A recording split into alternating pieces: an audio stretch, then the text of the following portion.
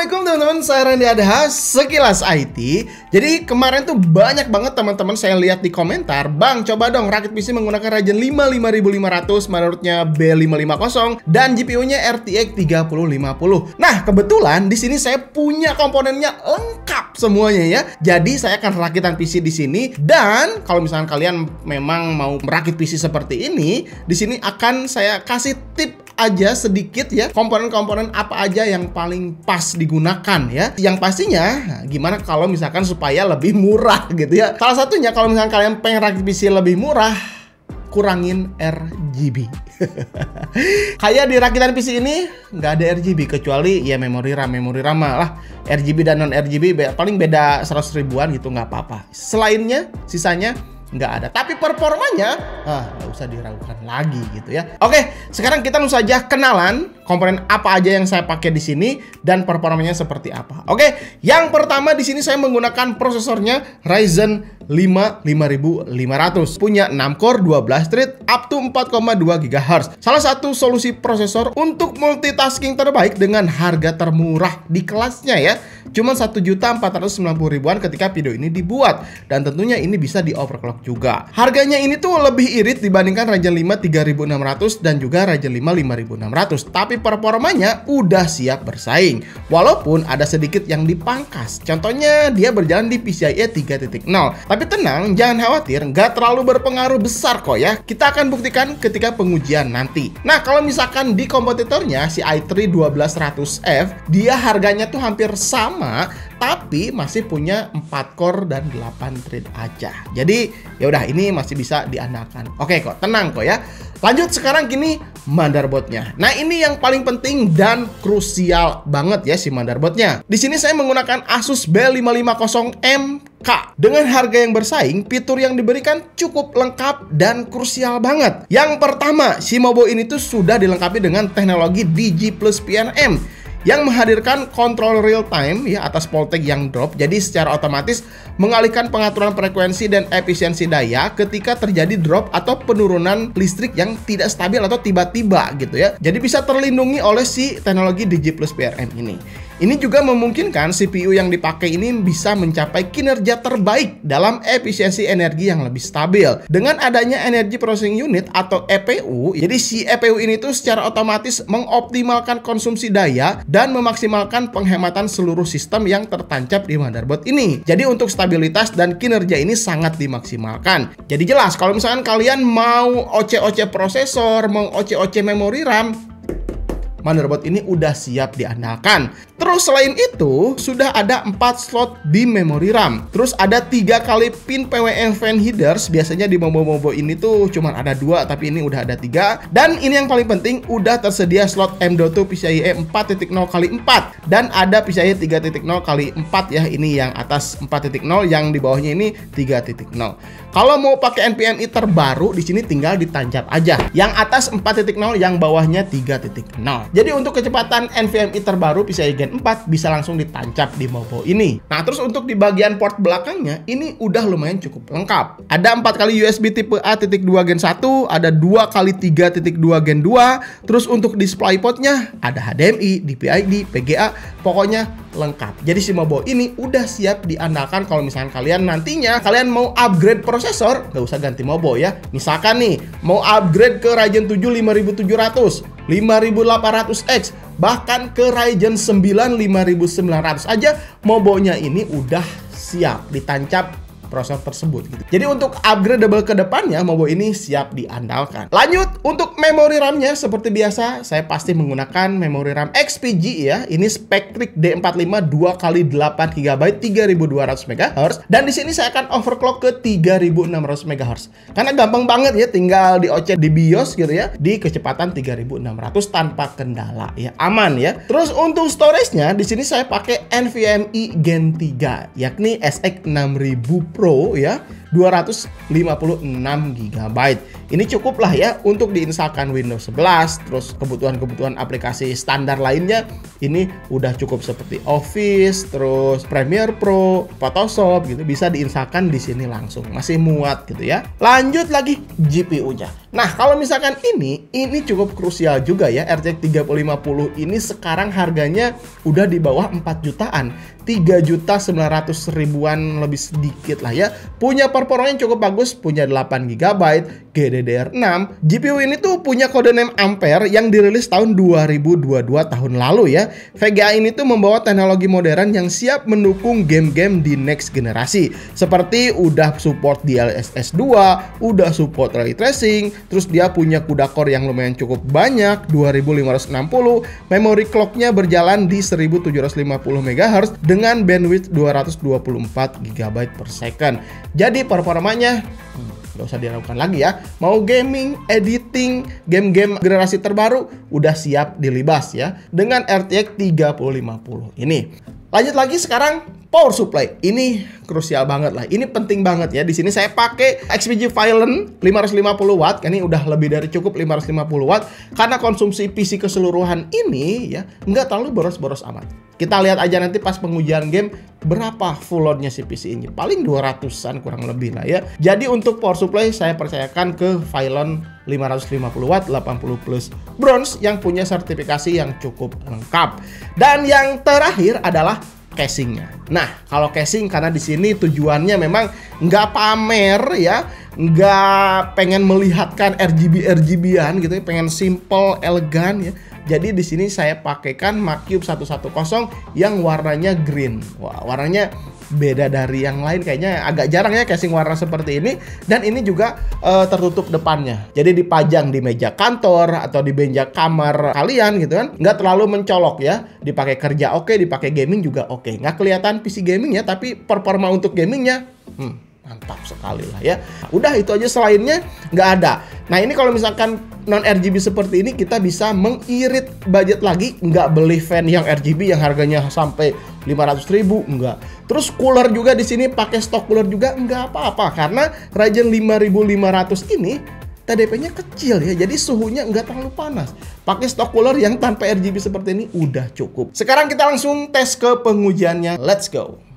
Pengujian pertama, saya tes dulu benchmark sintetis ya, sekaligus sebagai perbandingan RTX 3050 yang berjalan di PCIe 3.0 dan RTX 3050 ini yang berjalan di PCIe 4.0. Di pengujian Fire Strike, graphics score-nya kalian perhatikan mendapatkan 15.656 poin. Dan ketika berjalan di PCIe 4.0, si RTX 3050 ini mendapatkan 15.637. Angka yang identik ya, kalau diulang-ulang ini bisa jadi sama. Yang beda di sini all score-nya karena PCIe 4.0 ini menggunakan prosesor Ryzen 7 5800X di mobo yang sama, yakni Asus Prime B550MK ini. Lanjut, Time Spy ini mendapatkan 6094 dan di PCIe 4.0 mendapatkan 6110. Bedanya hanya 16 poin aja. Ya mirip lah ya. Terus di pengujian ray tracing Port Royal ketika berjalan di PCIe 3.0 malah lebih tinggi mendapatkan 3477 poin. Dan ketika berjalan di PCIe 4.0 mendapatkan 3446 poin. Ya ini samalah ya, tidak ada perbedaan yang sangat signifikan. Jadi cukup sudah di pengujian ini menjelaskan tidak ada perbedaan performa, semua komponen berjalan maksimal. Oke, kita lanjut pengujian gaming. Langsung saja kita Cyberpunk 2077, resolusi 1080p, presetnya high, ray tracingnya on dengan DLSS Ultra Performance ya. Penggunaan RTX 3050 ini udah mentok 95-98%-an ya dengan suhu 63 derajat Celcius. Ini naik turun sedikit ya. Memory clock ini berjalan di 7001 MHz ya dengan konsumsi watt rata-rata 110 watt. Kalau untuk usage prosesor 60%-an dengan suhu 73 derajat Celcius ya. Ini naik turun juga. Masih aman kan? Ini padahal menggunakan stock cooler ya.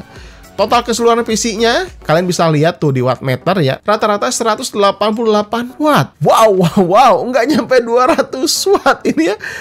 Irit atuh ya dengan performa yang dihasilkan kayak gini. Biasanya kalau saya rakit PC ya yang menggunakan RGB gitu ya, performa seperti ini rata-rata 220-230-an gitu.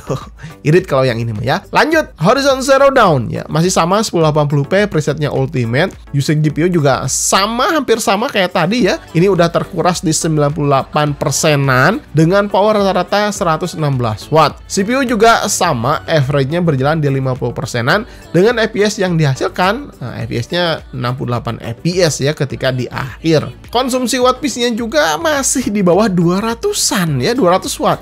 Irit pisan atulah kalau kayak gini mah ya. Ini nih bisa jadi ya teknologi Digi Plus PRM dan EPU yang ada di Asus Prime B550MK ini bisa membantu komponen berjalan lebih efisien, menghemat power, tapi tetap bisa memaksimalkan kinerjanya. Wah, mantap ya teknologi yang ada di Mobonya tuh. Terus game ketiga ini PUBG Steam, 1080p presetnya Ultra dengan render scale 100. Penggunaan GPU masih sama ya, terkuras di 97%-an, namun usage prosesor masih ringan ya, di 20-30%-an. Aman, masih lega banget kinerja CPU. Kalau dipakai live streaming udah jelas nggak ada masalah ya. Kita langsung aja tes live ya biar kelihatan langsung. Oke, yang pertama di sini pengujian tes live streaming di Facebook ya menggunakan OBS. Cyberpunk 2077 dulu nih. Prosesor agak tinggi usage-nya karena sambil buka beberapa aplikasi ya seperti Chrome-nya, terus si OBS-nya untuk streaming-nya dan beberapa aplikasi lain. Jadi agak tinggi sedikit. Melihat di sini sih lancar, nggak ada lag atau frame drop ya. Ya pokoknya nyaman lah ya dipakai live streamingnya. Terus tes juga di PUBG Steam, ini sama ya. Usage CPU-nya sedikit lebih tinggi ya dibandingkan pengujian ketika tanpa live streaming tadi. Ya kayak tadi ya, karena buka beberapa aplikasi tambahan lagi gitu. Untuk encoder di sini menggunakan dari hardware GPU ya, udah jelas lah ya, Nvidia udah terkenal dengan kehandalan di bagian ini. Jadi dipakai live streaming udah nggak ada masalah, aman, lancar, sentosa gitu ya. Dan terakhir tes editing video ya, ini footage-nya dari sekilas IT, pengujian yang biasa digunakan ya. Resolusi 1080p, 120 fps. Untuk efek dan layer yang nggak terlalu banyak, kalian bisa lihat di sini ya. Ini lancar banget lah ya. Di timeline juga playback-nya nggak kerasa reg-regan, masih pencet jalan gitu, aman ya. Nambahin teks atau animasi juga masih kuning tuh ya, dan bisa langsung di play. Kalau misalkan merah, nah itu agak reg-regan. Kalau ini masih kuning, jadi aman lah ya si GPU-nya.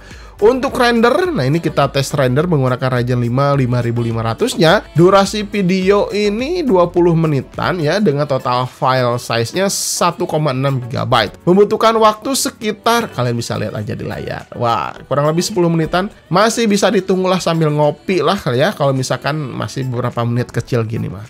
Jadi aman dan kenceng juga. Dan terakhir kita lihat bagian suhu motherboard-nya ya. Ketika pengujian ini semua berlangsung ya, terutama di pengujian 3D Mark Synthesis tadi ya, suhu motherboard VRM-nya ini maksimum hanya 39 derajat Celcius aja. Wow, ini masih belum panas, atulah masih geli-geli gitu ya. Jadi kalau misalkan kalian nih ya mau overclock si prosesornya atau mau ganti prosesornya ke Ryzen 7 5800X yang saya tadi coba pakai juga, Mobo ini si PRM-nya masih tetap kuat, masih tetap aman lah ya, masih nggak akan kewalahan lah intinya gitu ya. Jadi untuk suhu motherboard aman sekali. Nah, gimana menurut kalian setelah tadi melihat ya performa si PC gaming non RGB ya? Nah, jadi menurut saya sih dengan performa Ryzen 5 5500 meskipun masih menggunakan PCIe Gen 3 dan menjalankan RTX 3050 yang berjalan PCIe 4.0x8 di motherboardnya B550 yang udah support PCIe 4.0, tetap nggak terlalu banyak pengaruh ya. Kedua komponen krusial seperti prosesor dan GPU tetap bekerja maksimal. Jadi tidak ada batas limitan ya. Ketika berjalan di PCIe 4.0x16 skornya tetap segitu. Ketika berjalan di PCIe 3.0x8 tetap performanya segitu. Jadi nggak ada pengurangan performa lah intinya seperti itu ya. Terus untuk apa lagi ya? Dipakai editing juga tentunya bisa. Dipakai live streaming juga aman banget ya. Nggak ada masalah. Dan tentunya untuk multitasking yang banyak ini bisa diandalkan banget. Misal misalkan nih kalian live streaming ya, buka YouTube-nya, buka Mozilla-nya, buka Chrome-nya, buka aplikasi Saweria-nya gitu kan. Nah, itu kan membutuhkan multitasking. Nah, si prosesor ini masih tetap sanggup diandalkan ya karena punya core dan thread yang cukup banyak juga. Terus untuk suhu juga di sini masih aman ya, meskipun dia pakai stock cooler bawaan dari si prosesornya. Jadi kalau misalkan kalian nggak mau overclock, stock cooler ini siap diandalkan. Tapi kalau misalkan kalian mau overclock si prosesornya, mobonya kan udah siap. Nah, ini tentunya stock cooler ini harus diganti ya, minimal ke yang stock cooler 300.000 atau 400 ribuan lah ya, untuk bisa menahan panas prosesor ketika di overclock. Kalau overclock memori RAM nggak usah diganti apa-apa ya, karena mobonya di sini udah lumayan cukup tangguh juga. Jadi ketika ditancapkan memori 3200 dan ini berjalan di 3600 tanpa kendala apa-apa kan, nggak ada blue screen, nggak ada hang, nggak ada apapun, dia berjalan normal. Terus ketika tadi dites juga read untuk kecepatan si memori RAM-nya ya di AIDA benchmark memori RAM, nah, kecepatan bisa meningkat ketika berjalan di 3600. Oke, mungkin gitu aja ya. Jadi rakitan PC 9 jutaan ini menurut saya komponen baru semua, cukup worth it lah ya. Kalau misalnya kalian mau rakit minggu depan atau bulan depan, mudah-mudahan gitu kan harganya turun gitu. Jadi bisa 8,5 mungkin ya, bisa jadi gitu, siapa tahu ya. Gitu aja teman-teman, mudah-mudahan video ini bisa bermanfaat untuk kalian. Jangan lupa like dan share video-video dari Sekilas IT ya. Jadi kalau misalnya kalian punya saran, kritik, dan apapun, silahkan tinggalkan saja di kolom komentar. Sampai ketemu di video berikutnya. Saya Randy Adha, Sekilas IT. Assalamualaikum warahmatullahi wabarakatuh. Salam teknologi.